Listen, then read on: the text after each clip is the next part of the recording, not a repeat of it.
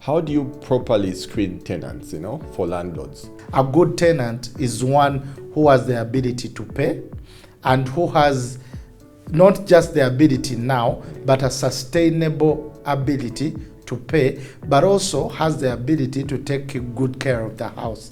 Because it's one thing for a house to bring in income, it's another to keep it in a tenantable state.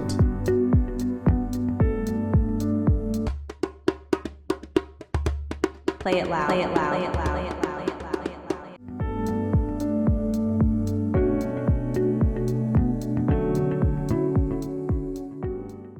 Hello, welcome to today's episode of Brick by Brick. This is a channel that's dedicated to demystifying the real estate journey. And today we're fortunate to host Mr. Wilberforce Nsamba. He's a property expert. So welcome, Mr. Wilberforce, to the show. Thank you very much, Jeffa. I'm glad to be on Brick by Brick. All right, thank you for coming. So tell us, why real estate? How did you get into this real estate space? Well, I started out about 8 or 10 years ago, and for me, real estate started as a passion. I was managing a few years ago for my mom, but then it gave me the experience that it's actually possible to turn this into a business. And later I partnered with another business partner of mine, and we decided to start Credo, and Credo means trust. Majorly, we started to bridge a trust gap, especially for diaspora clients who needed trustworthy real estate practitioners in Uganda. And the journey began, one client led to another, until where we are right now.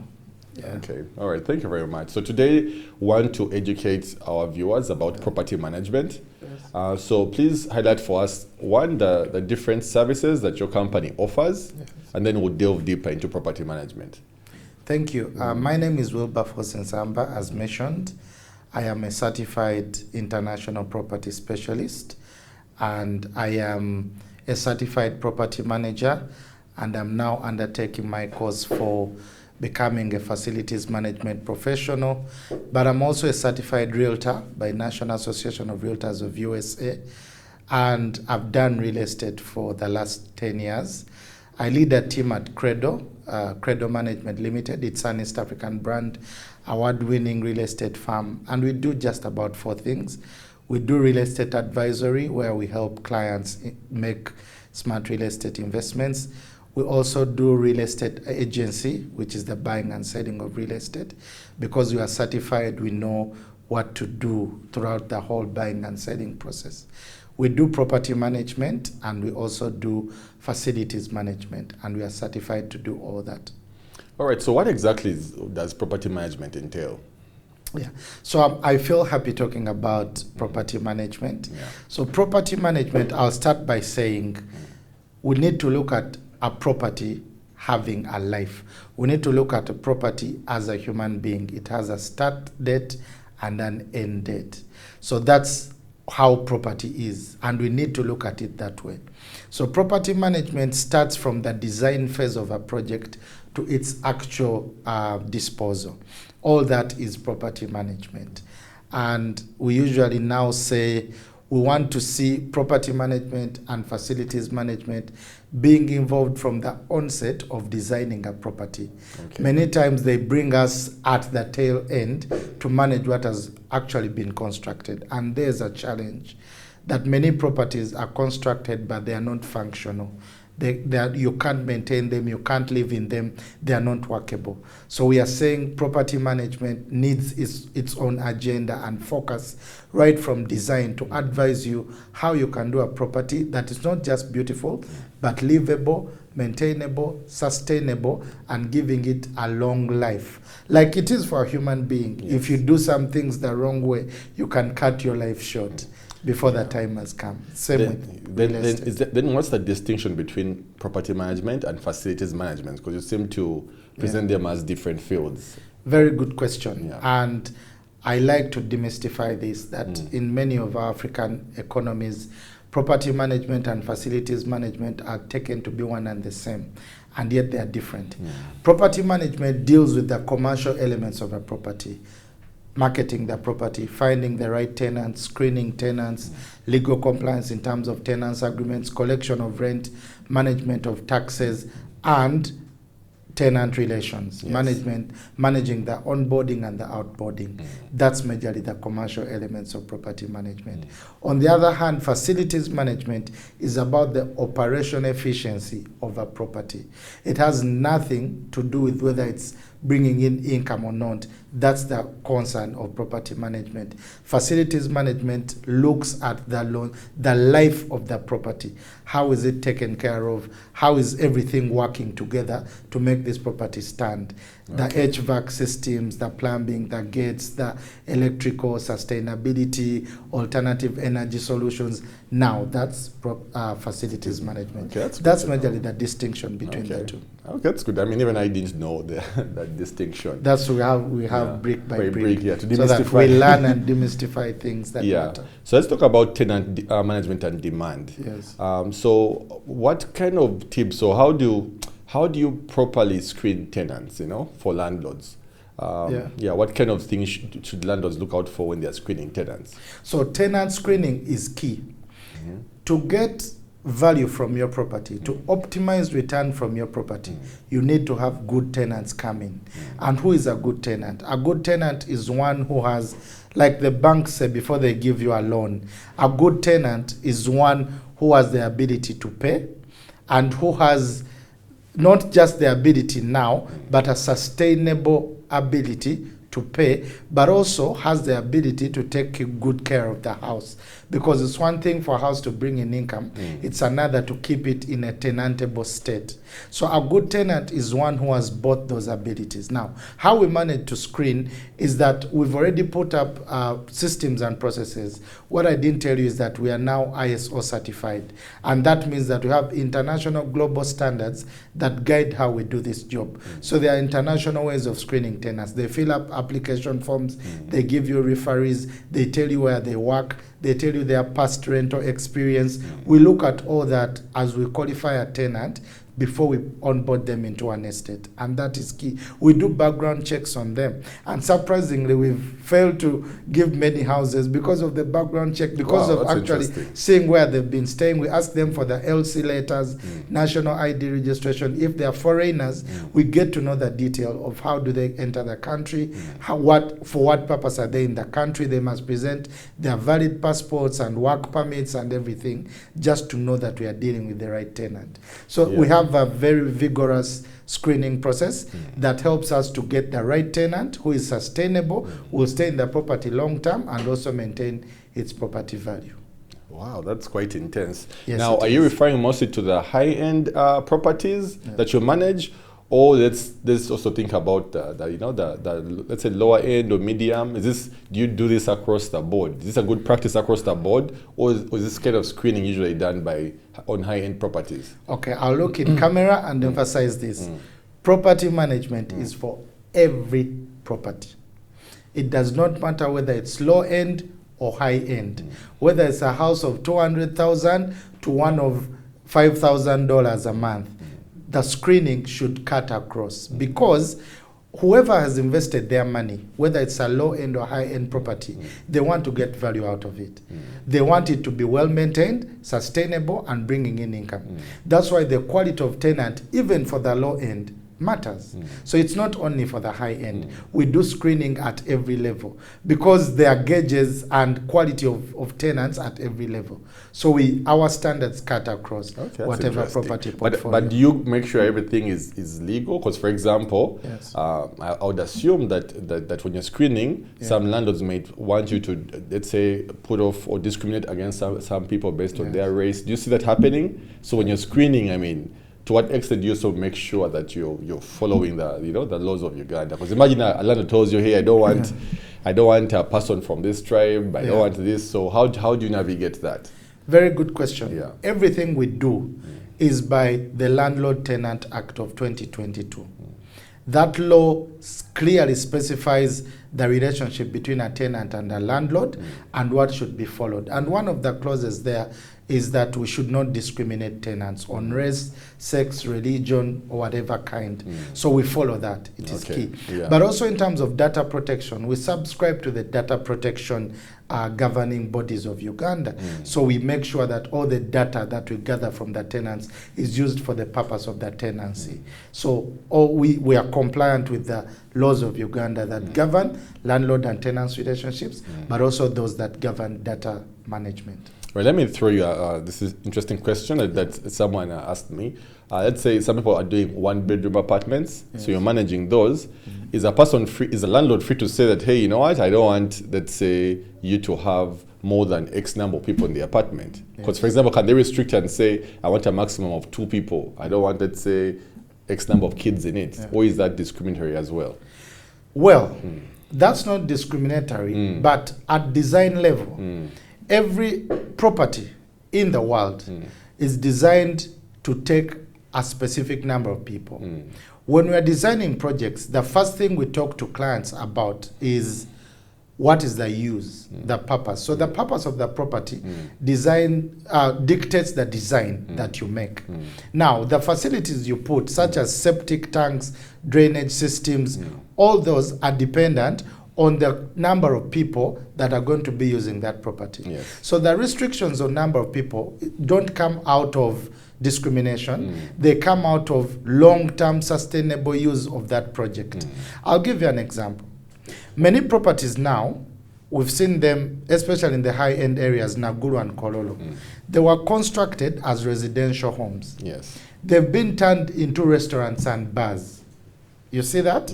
Now, the traffic, when you're designing a septic tank for residential purposes, its size and the capacity to hold is different from if you had designed it as a restaurant and bar.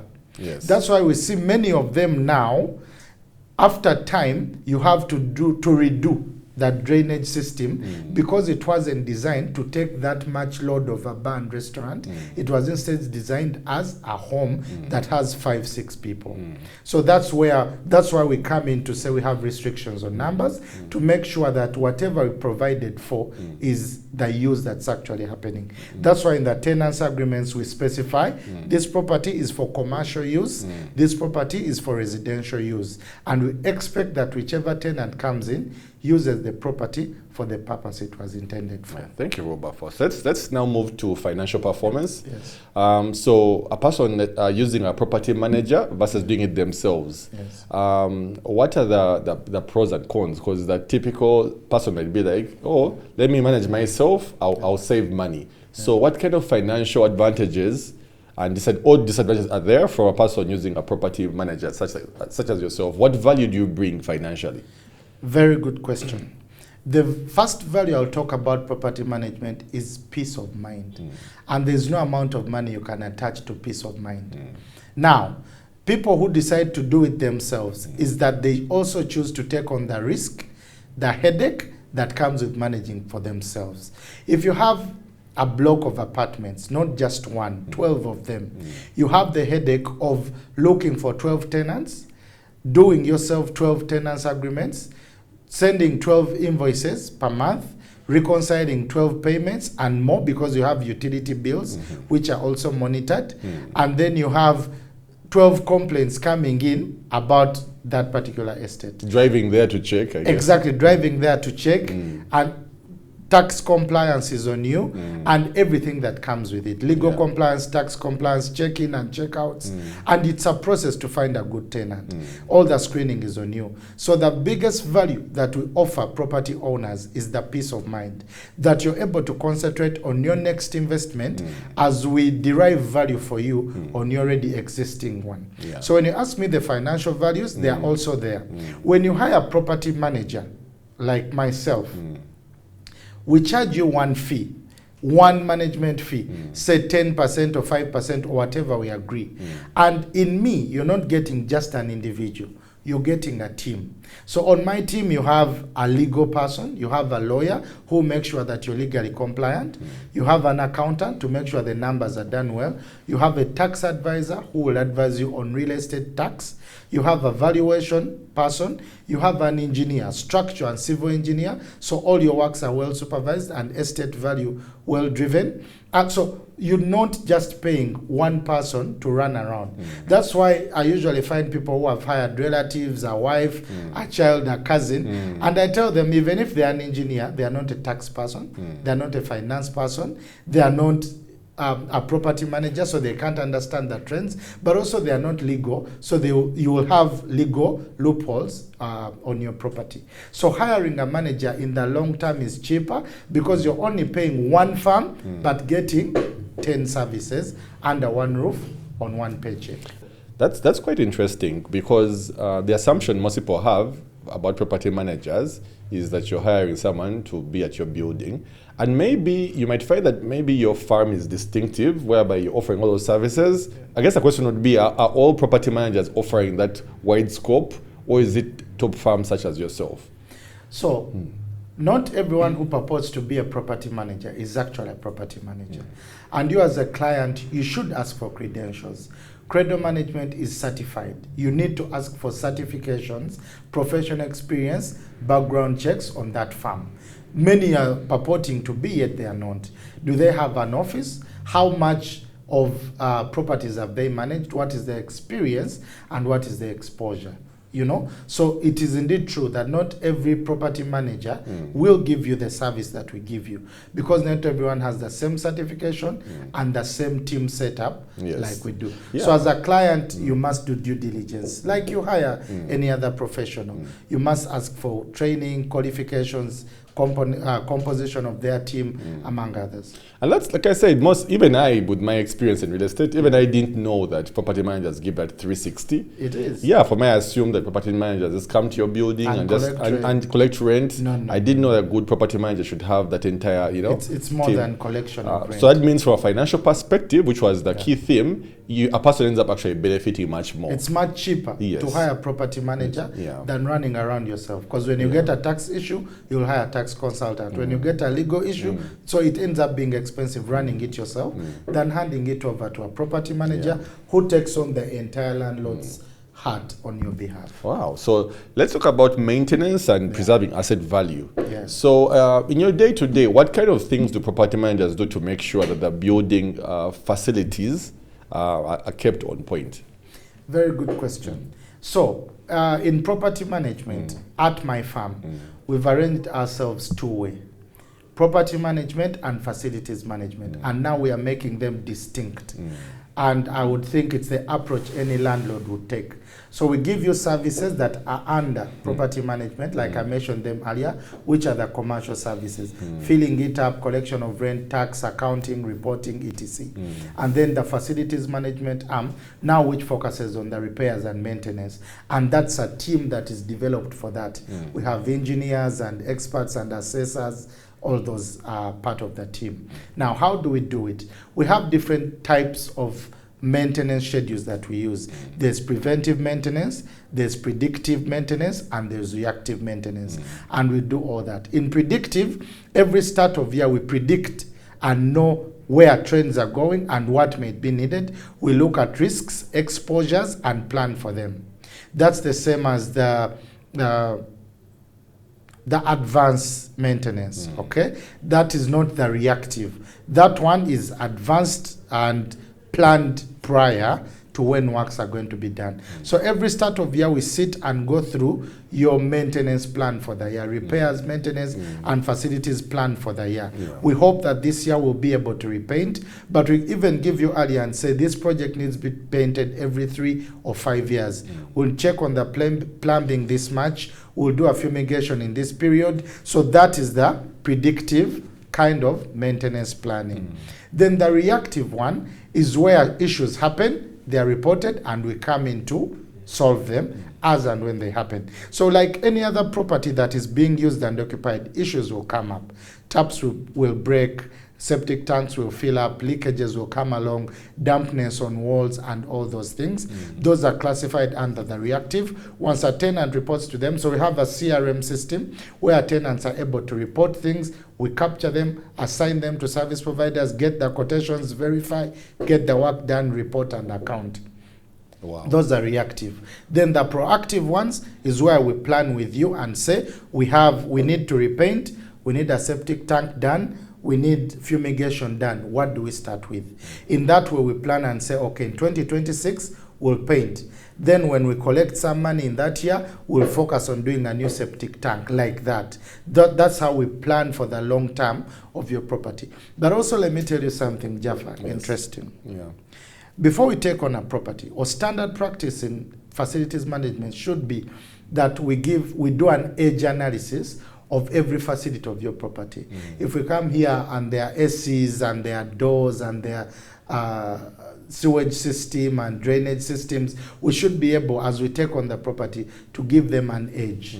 If you put in your plumbing systems 10 years ago, how will they be in another 5? If it's a new property, we tell you that, okay, this is new. We don't expect any kind of structural capital investment up to about 5 years from now. That's when the lifespan will start to need repairing. So we have a comprehensive look at your property, from age analysis to predictive planning to reactive maintenance, all through, to make sure that we preserve the value. But also on maintenance, any repairs, any spoilages done by tenants are due on the tenants. So we enforce that clause, and it's there in the tenants agreement and allowed by law. So that's another way that we do biannual internal inspection of the houses to make sure that tenants are taking good care of the houses, and whatever they spoil, they repair.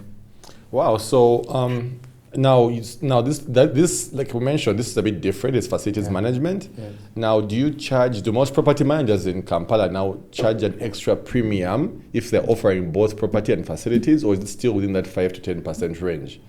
Like, how are you guys doing it, for example, at your farm? Yeah, so at our farm, we've separated both services and we charge them differently. So property management and facilities management are charged differently. Property management is charged on a standard because we know the gross rental income we get from those units or that house. On the other hand, facilities management is charged off the amount of work that has to be done. That's why the facilities management figure is dependent, our professional fee is dependent on how much works we are going to do and how much in terms of value they are. We charge a professional fee on that. Yet for facilities management, it's more standard because it's a known figure that is predictive and known on a monthly basis. So yes, both services are charged differently, the teams are different, and the quality of output is different if you don't mix the two. So we've seen challenges where property management and FM are mixed. Yes. So you end up losing one or the other.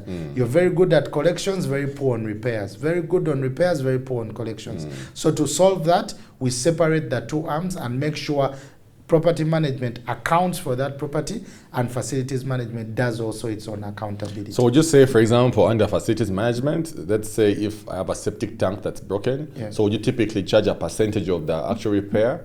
Yes. Okay, so is it based mostly on the planning and then the work that's expected, and then you negotiate what percentage of the costs, right? Okay. So we start off the year knowing we are going to do painting, new septic tank, fumigation, security guards, etc. So we have a monthly spend of 2 million on your property, 10 million or 500K, and then we could say, I'm just giving an example, we'll charge you a premium of 2 to 5% on that for every work. Yet for property management, we could say your property makes 2 million shillings a month. You just give us 10% or 8 or whichever we agree on that figure. Okay, what percentage would you advise a landlord to put aside on the monthly rent for building repairs? What's a good percentage? Very good question. I like to demystify this. Dear real estate investor, I'm looking in the camera for emphasis, Jaffa. Meaning that was a good question. Yes. Dear real estate investor, after you've done your property, please get to know that it has to be maintained and taken care of. As you're planning your returns, please, there should be money put aside for maintenance of that property. Like any other business, when you start a business, you make sales, but there are costs of making sales. Yes. It's the same with real estate. There are costs of running that property. If you want it to continue giving you value and income, you must feed it and take care of it. Same analogy with a cow. If you want it to give milk, you must feed it. Yeah. Now, when you ask me what percentage, I wouldn't say there is a standard, but maybe 30% to 40% will be going back into taxes, maintenance, repairs, professional services, and then you keep your 60%. And this is, even as you're doing business, when you do a sale, your profit is maybe between 10 to 30%. But here in real estate, we could say 30-40% will go back into repairs and running and taxes, all the costs of the property, and then 70-60% will come to your pocket as the investor. So if you say you're making 1 million shillings a month, ideally you should be saving between 300 to 400,000 a month for all these expenses like taxes and repairs. Okay, that's a good standard. And I would advise clients, investors and landlords out there, even if you don't have those much expenses, keep that money aside. To know that on one day this septic tank is going to fail, I have to repaint, I have to make a change here. So even if this month it doesn't happen, put it aside on an escrow account, that when the time comes, you don't feel the pinch too much of having to repair, but have it at the bottom of your mind that every month a certain fee has to go towards putting back into this property if I want it to be sustainable, value long term. Yes. So I guess for me, the truth is, I always thought a good figure was, let's say if you're, for at least for repairs specifically, let's say if you're earning $2,000 a month for your property, put aside at least 1 month's rent, that $2,000. That 1 month to just repaint the property and try and repair some things. That way even the next tenant gets a good experience. So at least that's the rule of thumb I've been using is 1 month specifically for repairs. However, for you, it seems like your figure also, your 30 to 40 also includes the taxes and everything else, right? Yes. Okay. So I'm just giving a general overview of a person investing and knowing how much they'll spend versus what they'll keep. Yeah. What you're saying, on the other hand, is security deposit that is charged on every tenant coming in, and that money is used for repairs when a tenant leaves or refundable if there are no repairs. That's different. What I'm talking about is the actual cost on you, the investor, on running that property. You'll need a professional credit management to manage for you. You will need fumigation services that you won't charge on a tenant. You will need to clear taxes. You will need to pay a caretaker. You will need to foot the bill of outside electricity and water for gardeners and everything. So that is on you. So I'm showing you the general overhead expenses you have to incur in running a real estate investment. And it's very key that any investor gets to know it before they go in. That way they don't feel like they went into thinking every month will be 100% income. All right, so let's move to the design. And you mentioned that from the inception, where you mentioned that people make design mistakes. Mistakes, or they don't think about property management when they're designing. Could you please tell us more about that? Very good. We've seen properties that have gone down the way because of wrong design. We've seen properties that have been nicely constructed and finished, but they are not functional, they are not habitable, and they are empty up to this day. And the only issue was that the design was gotten wrong. So we've seen design mistakes that many clients make, and we've tried to advise. That's why I would say, please note this, whoever is watching, before you go in to invest money, do what we call a feasibility study. A feasibility study will help you to identify everything before you go in. We look at design. What design works in your location? Whom are you constructing for at that level? Because designs go with the purpose in mind. So feasibility study from the onset helps you to get the purpose right. Whom am I constructing for? Who is my target client? What do they want in a house? What do they want in an office space? What do they want in an industrial, retail, or commercial space? It's very key. Yes. It will help you to design right. So from the onset, Jaffa, before we do anything real estate, we need to demystify the purpose. Does your firm do the feasibility studies? Yes, we do feasibility studies. And we've advised so many clients who thought project A was better than project B. We ended up doing project C. That's not any of the two. Because in that case, we help you go on ground and know. You want to put a commercial building here. Does it work? Is there traffic? Is there foot traffic that's going to come and buy from your retail shops that you're putting here? And you find that it's not working. You're putting rentals here. What is the spending power? What is the demographics? What rental income that this location command? Before you put in a lot of high-end finishes targeting high-end clients, do they want to stay 30 kilometers from Kampala? So feasibility studies are key. Number two is design. Once you've known the purpose, then go to design. Design something that is usable and functional. You see, in this day and age, we are looking at green buildings and sustainability. A property, to say that a property is affordable, it's not about how much rent you pay or how much you use to construct it.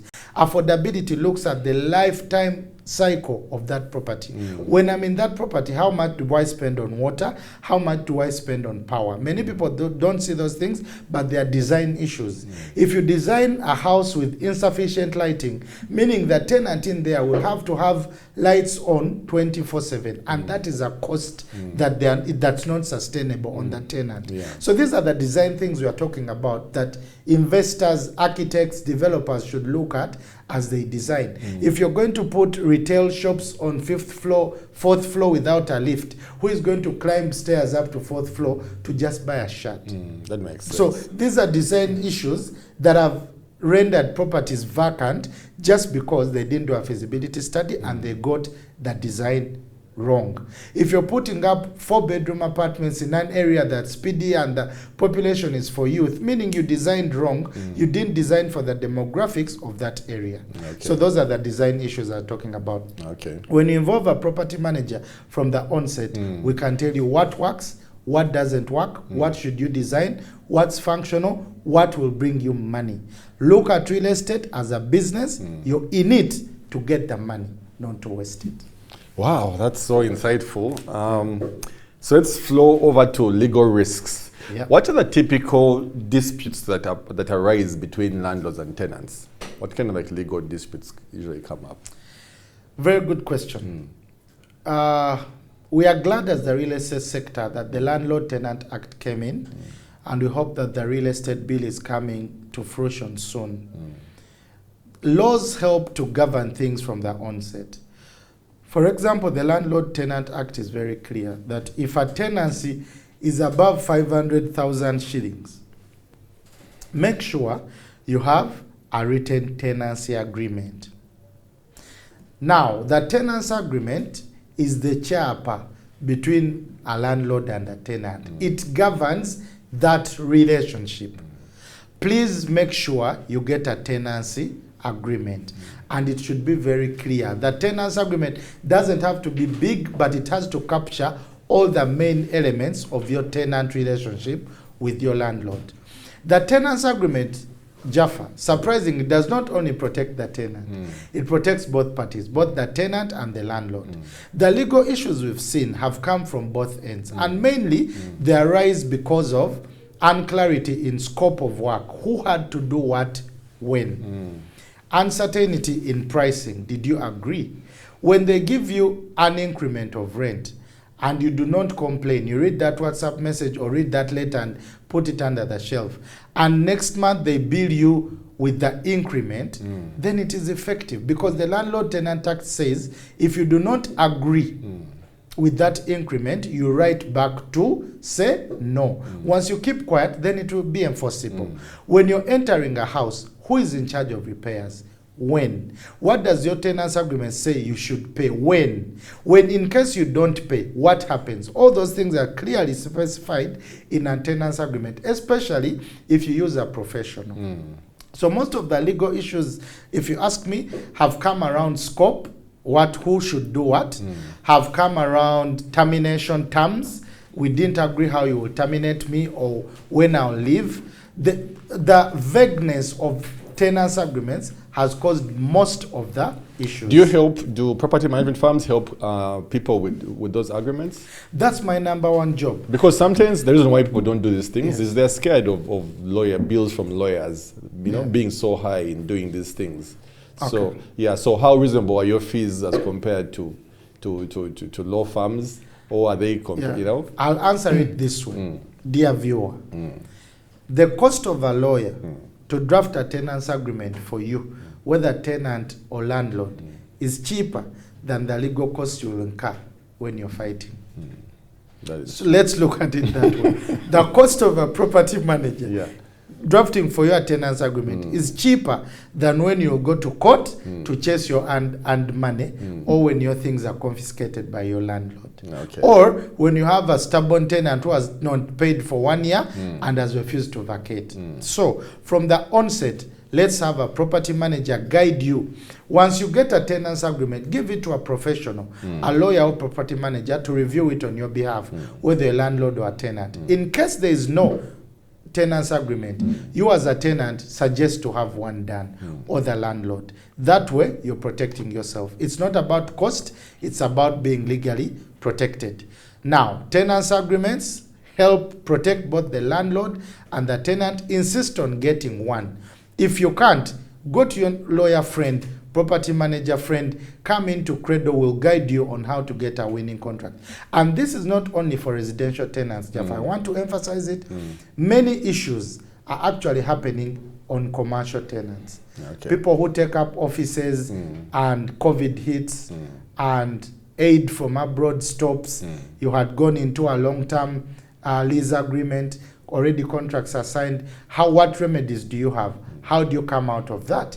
We've seen properties, someone puts up a restaurant or a business that's booming, landlord wakes up one day and gives you 1 month to leave. You have nowhere to go, you've set up a business, you've set up a location and an address, and the landlord wants you out in a month. And they tell you to restore the property to how it was. Restore it how it was, live in a month, and all these issues were not seen from the onset. You take up a property and you get to realize the landlord sold it without informing you. You have a new person taking you out of the property. So tenancy agreements that are professionally done are our remedy to legal risks, both to the tenants and the landlord. And I'll see how it's cheaper. Also, I'm also thinking, if I'm a tenant, I think it also makes sense for me to get advice from a person like you to help me review actually the agreement which the landlord has given me. Especially after you've given those examples of you have a restaurant, the landlord is telling you, you know what, you have 1 month to leave, restore the property. So I think that service actually helps both parties. Both the landlords, also the tenants should seek help in helping reviewing those agreements. True, it's deeper. Non-competitive clauses in the tenants agreements. You've put up a saloon, you are promised you'll be the only saloon there, and before you know it, another saloon bigger than yours is put beside you, and all you have to do is cry. So tenants agreements help you. Credo Management and all of us professionals are here to review, guide, and advise. What do landlords do if they get a tenant who can't pay? What does the law say about that? How do you ask the person to leave? Okay, so the landlord-tenant law that we have in place guides on how you should go about collecting your arrears. It allows you to report to court and be able to be given mandate to demand or to re-enter and repossess your property. So you have to first go to court. Use the chairman, or use the chairman and police to re-enter, repossess your property, and also sue to get your money paid back to you. So the law really looked, it still has, there's a few loopholes here and there, but it tried to give a general framework on how you deal with arrears. First, your first line of point is the police and LC to come in and mediate, but also you can go to court and get a repossession and be able to take back your property. I think we're talking about the financial returns as well. I also see how now there's value in getting someone like your firm, something like your firm, to handle all this, than a person having to run around, you know. That's the point. Yeah. Our clients never have to chase tenants, never have to chase against arrears. We make sure we handle that headache for you. Okay, now we're moving to market intelligence. So tell us which areas in Greater Kampala are good investment areas for landlords? Which areas are good to put a property for rent at the moment? This is residential properties. Thank you. Very good question. Yeah. So we manage properties in Gulu, so we understand northern Uganda. We manage properties in Bara, so we have offices in Gulu, in Bara, in Seta, in Kampala, and soon going to Hoima and all those other areas. I would say, if you ask me what's a good location, every location is good if you understand the demographics of the people in that location. For me, as a real estate expert and my experience and all the properties that we manage, I would say every location is good. We've seen properties in Gulu that are fetching more revenue than properties in Kampala. So every real estate investment is good. What do you have to do? Understand the need of the area and construct to that need. That makes sense. And then you have it done. Yeah.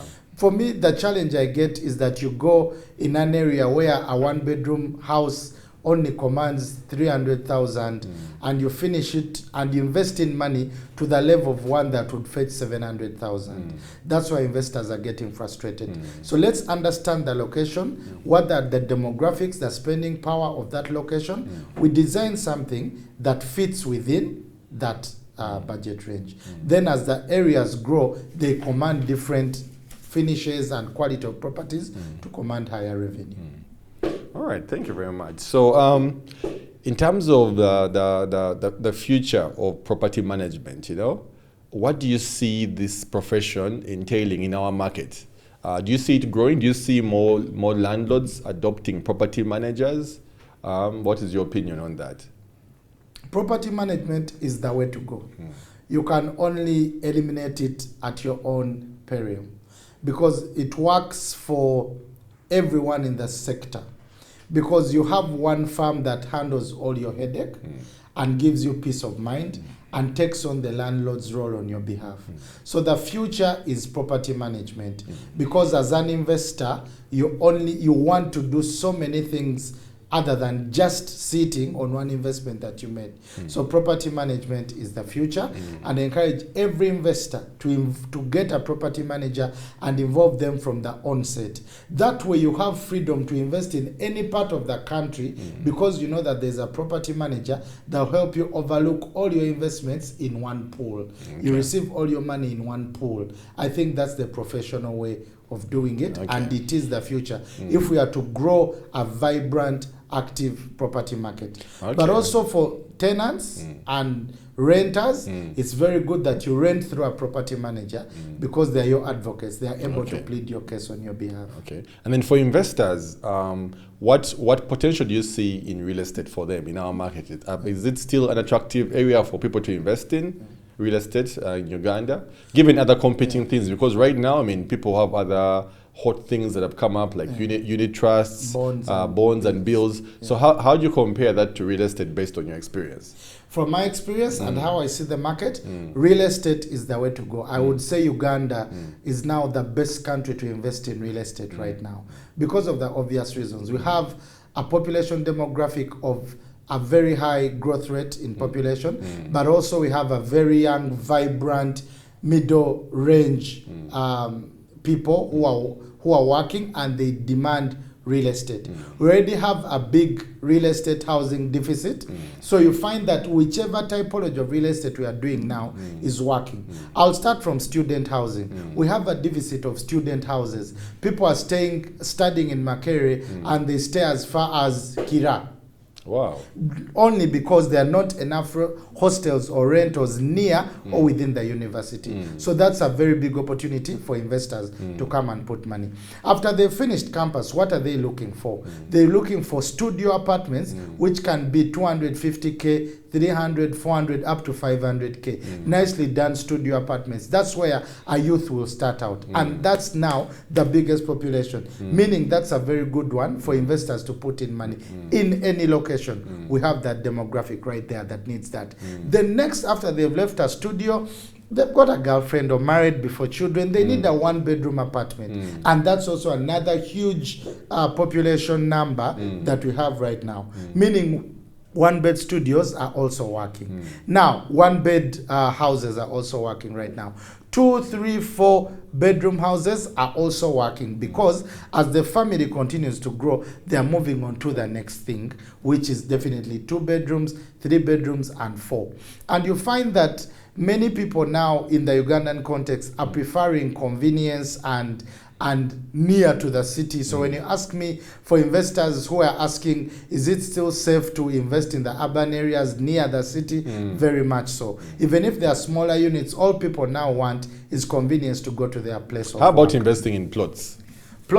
Investing in plots, that's also a good one. I would advise any young person, youth, middle-age, to start out through land banking. Land banking is where you buy land, give it some time, it appreciates value, and then you're able to resell and get a profit out of it. Now, when you buy 2, 3 lands of that nature, 2, 3, 5 years, you'll be able to sell 2 and develop the 1. Or you'll be able to sell 3 and then go and buy an already finished house for your home and your family. Okay. So for me, I think real estate is safe. Real estate has accumulation of value, and real estate is one thing that is for posterity, but also preservation of value in terms of appreciation of land and appreciation of the property that is on there, and the rental fees are not going anything down. In fact, the law allows you to increase that rent by 10% per annum. Wow. So we already have safeguards that assure us of real estate future. Wow. Okay. So both for high end, mid-level, and low end, the market is in high demand for real estate. You can't go wrong with it. So how can people reach Credo? How can people reach you? Do you have a website? Do you have an email? Yes. Are you comfortable sharing your phone number? Yes. Yeah. So many ways. We have our head office in Bugolobi. We have an office in Gulu and in Bara, and soon going into all the other new cities. We have a website, www.credomgt.com. And we have our numbers where you can reach out us on 0775 824768, and let's talk everything real estate. We love to advise people. We like to make people earn out of their real estate investment. And now, because we're in the market, we look at the most recent trends that will give you more revenue. I've been following the conversation. Sorry, Jaffa, to divert a bit. It's okay. On the It's okay. comparisons of bonds, treasury bills, Okay. and real estate. Yeah.